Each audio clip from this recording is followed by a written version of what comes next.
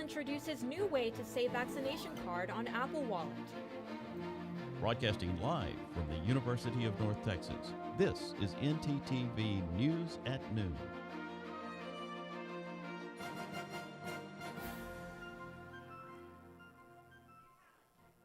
Thanks for joining us on ntTV News at Noon. I'm Chanel Young. And I'm Talea Munson.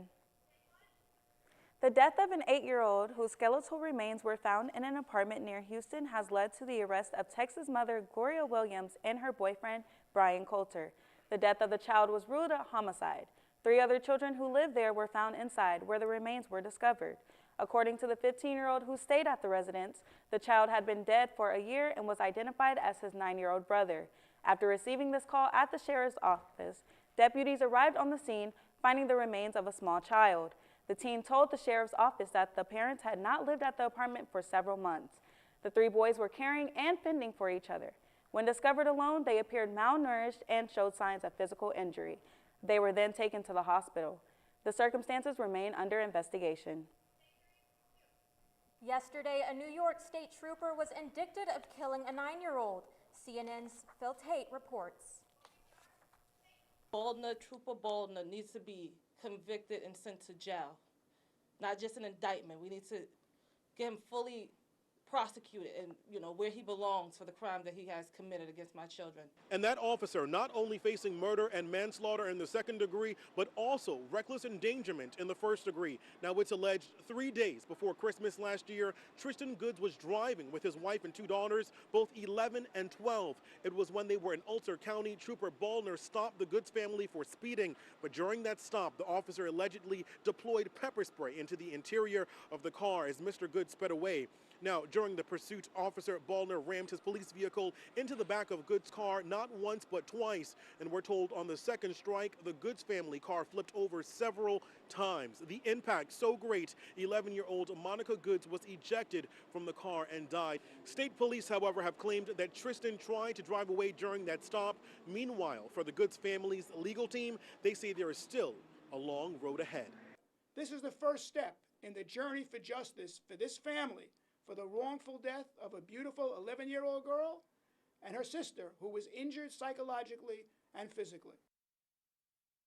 That same day, another officer was charged for the murder of an 18-year-old. CNN's Jake Reiner tells us more. No! Get down! No! In late September, former Long Beach Unified School District Safety Officer Eddie Gonzalez reportedly tried to break up a fight between 18-year-old mother Mona Rodriguez and a 15-year-old girl near Millikan High School in Long Beach. Rodriguez attempted to get away with 2 other people by jumping into the passenger seat of a car.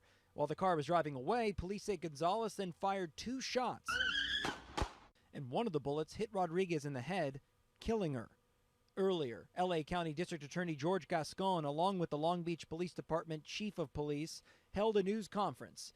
Gascon said arresting and charging a school safety officer with murder was an unprecedented move to his knowledge. This case really illustrates the importance of holding public officials accountable, especially public officials that are entrusted with the safety of our family and our kids. It's an unfortunate and unnecessary death that left a 6-month-old without a mother, a family without a daughter.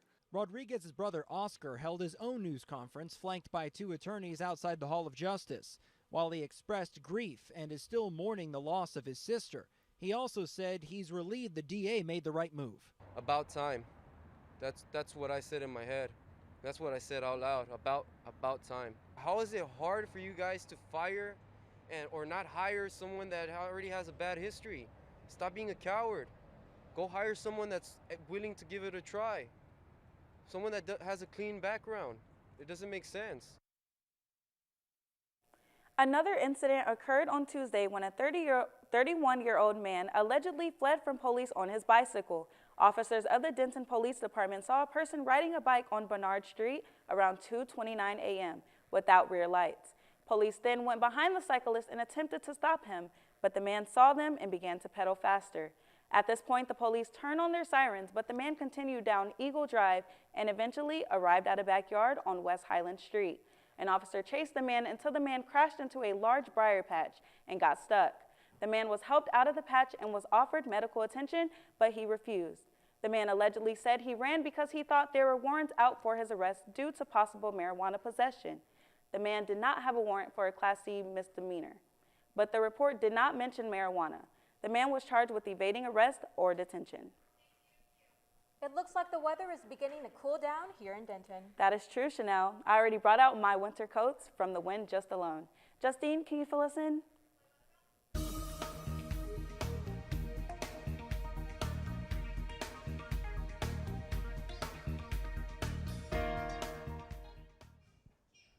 Yes, Talia, I would advise bringing a coat, a light jacket, or maybe even a sweater with you because it does look like it's cooling down.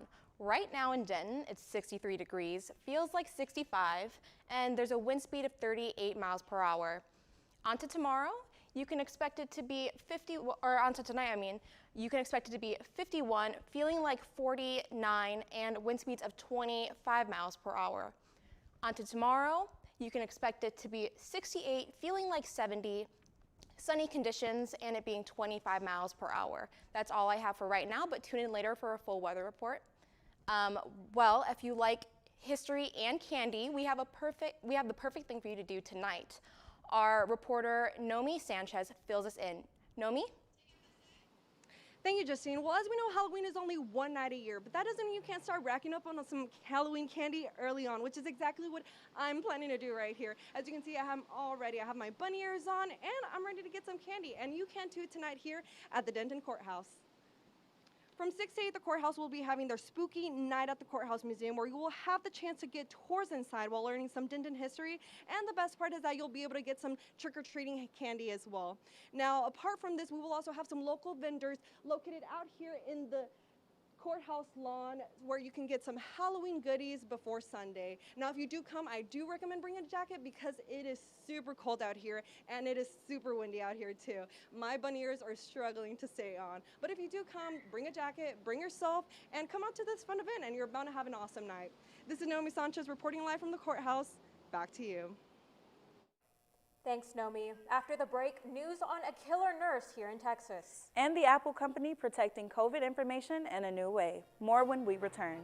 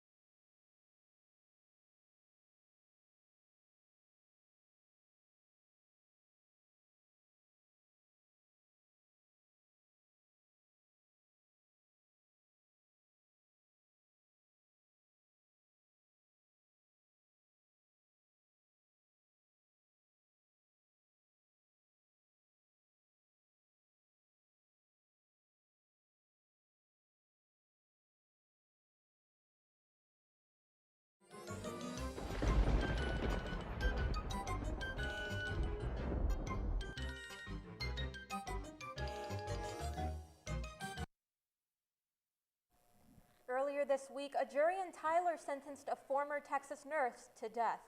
37-year-old William George Davis has been convicted of killing 4 patients by injecting air into their arteries after heart surgery. The murders occurred in 2017 and 2018. According to testimony, Davis would find ways to prolong the stay of patients in the hospital so he could have more overtime and earn more money. Under Texas law, his death sentence will automatically be appealed. A tragic story from Rockwall.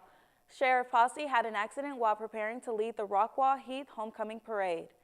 Posse and his horse Rocky were headed to the starting location of the parade when a brittle malfunction occurred, causing the horse to panic. Rocky started running across Lawrence Drive and struck an oncoming truck. Rocky was comforted until a veterinarian arrived and determined Rocky would have to be euthanized. Sheriff Posse was not injured, nor was the driver of the truck that collided with Rocky. Walmart is recalling an aromatherapy room spray that is linked to 4 cases of a rare tropical disease. 2 of those were fatal. The product was pulled off the shelves last week. It is called Better Homes and Gardens Lavender and Chamomile Essential Oil Infused Aromatherapy Room Spray with gemstones. The CDC confirmed that the deadly bacteria that causes the disease, known as Whitmore's disease, was present. Investigators are looking into more scents that could possibly contain the bacteria. The product was sold in stores in 18 different states and on Walmart's website. If you have this product or other scents, the CDC recommends double bagging it and returning it to your nearest Walmart. Walmart is offering a refund and a $20 gift card for its return. I find that with Halloween being this weekend, the weather has adjusted to the spooky theme. You got that right. It looks like there is a wind advisory all over the country. Yes, Chanel, this wind has not only been affecting our county, but has also been seen by Massachusetts. Let's take a look at these images. Massachusetts saw some hurricane-force winds Wednesday, which gusted to 94 miles per hour, causing trees to uproot and crash into power lines, cutting off electricity to hundreds of thousands of homes. In addition to that, boats grounded away from water, and the state saw severe structure damage. But let's take a look at other conditions in the North Texas region. Temperatures are finally cooling down a bit. We're seeing temperatures in the high 50s, like Sherman at 57, Decatur at 59, and some temperatures in the low 60s, like at McKinney at 60, and both Dallas and Fort Worth at 61. Across the state, we're seeing more of those cool temperatures coming through, with Amarillo being at the lowest at 48 and Houston being the warmest at 67. Now let's take a look at our 7-day forecast to see what we can expect for the next week. Today through Monday, expect sunny conditions with temperatures in the high 60s and mid to low 70s, with a wind advisory active right now to 7 p.m. tomorrow. Monday onwards, it will be getting a bit cloudy with a 30% chance of rain Tuesday night to early Wednesday. That's all I have for weather. Back to you at the desk. If you're worried about losing your COVID-19 vaccination card, don't worry. Apple users are now able to electronically store their COVID-19 vaccine and test information. The documents can be digitally signed and providers stored on the Health app. The platform also allows you to upload your vaccine card using the Apple Wallet feature. This new update is available for iPhone and iPod Touch devices that are running on iOS 15. The Texas Department of Transportation is asking Texans to weigh in on the Interstate 20 corridor study. This survey aims to find out common issues on the highway, how it's being used in areas that need to be addressed. The area that is the survey is looking at stretches 630 miles from Reeves County to the Texas-Louisiana border. Caroline Mays, an official at Texas.Tune, stated that this survey is an opportunity for the public to give us their input about what should be addressed in the study recommendations. Some key considerations range from infrastructure issues to truck parking locations. To take part in the survey, you can visit the Texas.Tune website. Are you constantly rushing through airport security to make it to your flight? Delta Airlines says they're rolling out a TSA PreCheck Express trial with facial recognition technology that could cut the time in half. We've got Pete Montine with more. For the first time, your next flight could be unlocked by facial recognition technology, starting at bag check, going through security, and all the way to the gate. Success. You're welcome aboard. The new partnership between Delta Airlines and the Transportation Security Administration aims to save passengers time as people are flooding back to airports. And really hopefully reduce stress and increase the speed at which people traverse through the airport. Delta's Ranjan Goswami showed me how the system works at bag check. He says what typically takes 2 minutes and 30 seconds is now down to 30 seconds. He says the process of verifying your identity at the TSA checkpoint is now down to only 6 seconds. I think the timing could not be more perfect in many ways, because you're right, more and more regular travelers are coming back to travel. The trial will start at Delta's busiest hub, at first for those in Delta's frequent flyer program who also have TSA PreCheck. Passport and visa photos in a federal database are compared with your live photo. The TSA insists that file is immediately destroyed, upping security from cyber threats and hacks. We've definitely taken privacy considerations into account the whole way. If somebody does not want to participate, they do not have to opt in and participate. They really have that choice if they want to have the experience. Thank you. Welcome to the Airlines Club. American Airlines is also trying facial recognition at its DFW terminal lounges. But industry experts think using the technology from the moment you arrive at the airport could cut the time you spend waiting in half. If we see the TSA get that kind of an increase in productivity, long airport security lines could be a thing of the past. Now it looks like I won't have to rush to get to the airport. I know, right? That'll definitely cut down those 2 hours. After the break, an update on the fatal shooting at the Rust movie set. And the former princess who was stripped away from her royal title. Stay with us.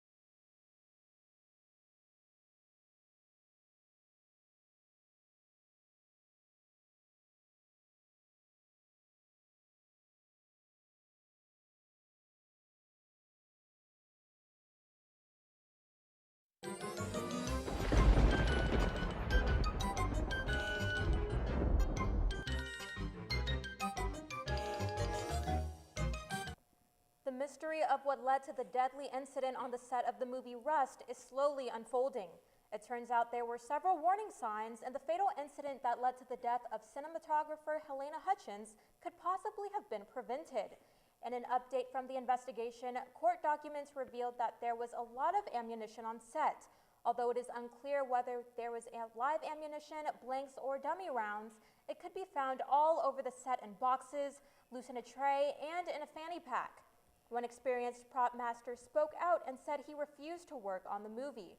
He had been asked to work 2 jobs on the set as an armorer and an assistant prop master. Another seasoned prop master said that the gun should only be between the armorer and the actor, and it's a very regulated process. Or at least, according to the industry professionals, it was supposed to be.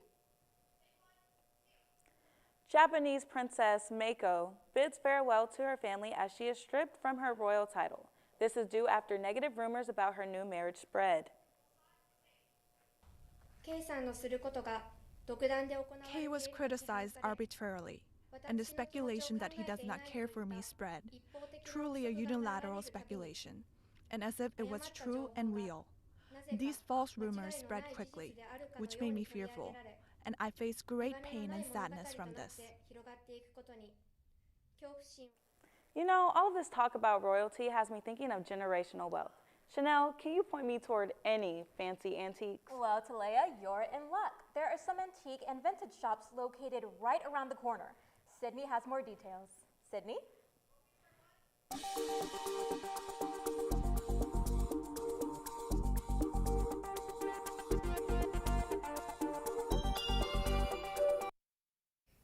Thanks, guys. Denton is a city full of thrift giants, upcycle shops, and antique stores. Faded Blue Vintage is one like no other, bringing you vintage home decor, vinyl, and even darts for reasonable pricing. It is one shop you have to visit.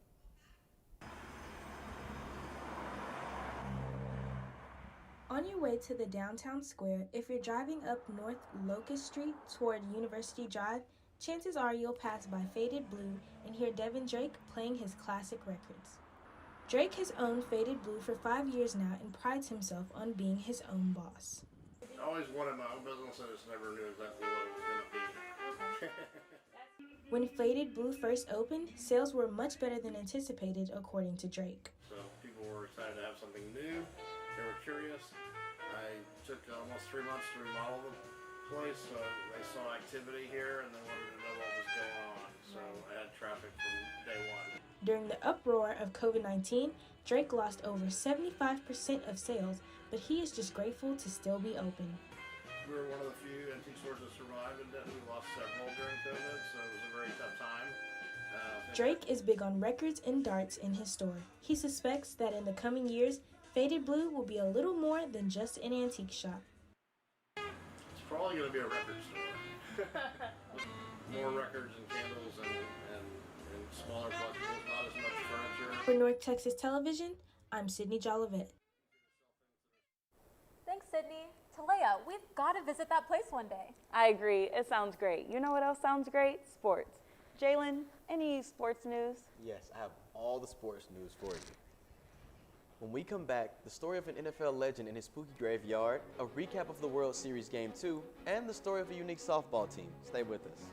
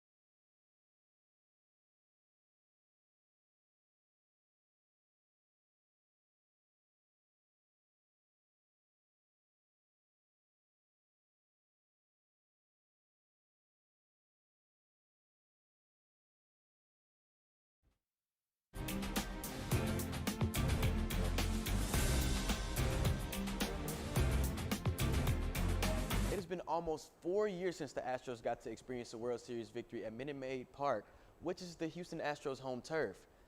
This win ended a 5-game losing streak at home in the World Series. For the Astros last night, they were victorious in their 7-2 win against the Atlanta Braves, tying the series. This is their first win at home in the World Series since October 29, 2017. The next game will be tomorrow at Truist Park. Will this pattern continue to get home wins during the World Series, or will we see another Astros win tomorrow? I guess we'll just have to wait and find out. With Halloween around the corner, there's been a trend around the NFL with defensive ends making graveyards in their front yards with tombstones.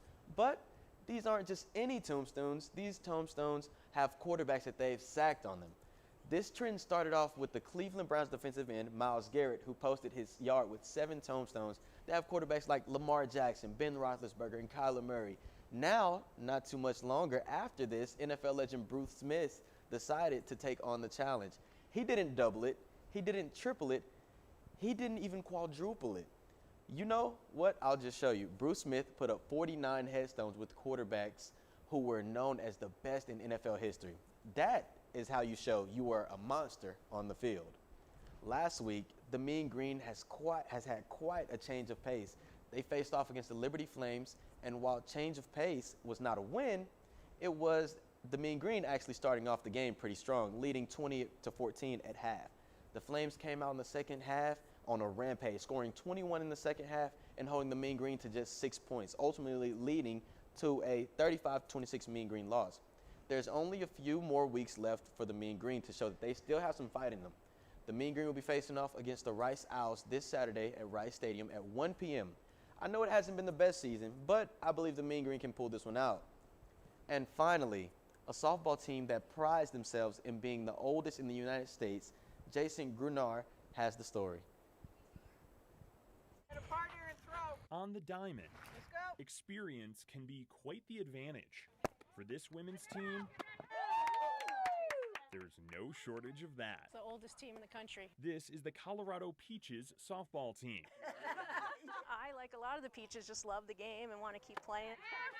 They're all over 50. I'm Fran Simon. I'm 52, just a baby peach. I pitch and I'm 57. Some are well over 50. I'm 75. I'm 82. I'm 90, going on 91. That last one's Maggie. I think I left my glove over here. The oldest of the Peaches. You should be my manager. Maggie's my idol. I want to be like her when I grow up. She's been on the team now for 12 years with no sign of slowing down.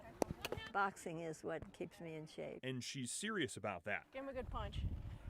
But clearly not the most serious of the bunch. Joy, pitcher! When we're not having fun, it's not working. Even though their game isn't always perfect, it's always positive. Way to go! I look good! Very Turn it, ladies. positive. And then she is a superstar woman. Some friends came out here and saw us. They said, I can't believe this.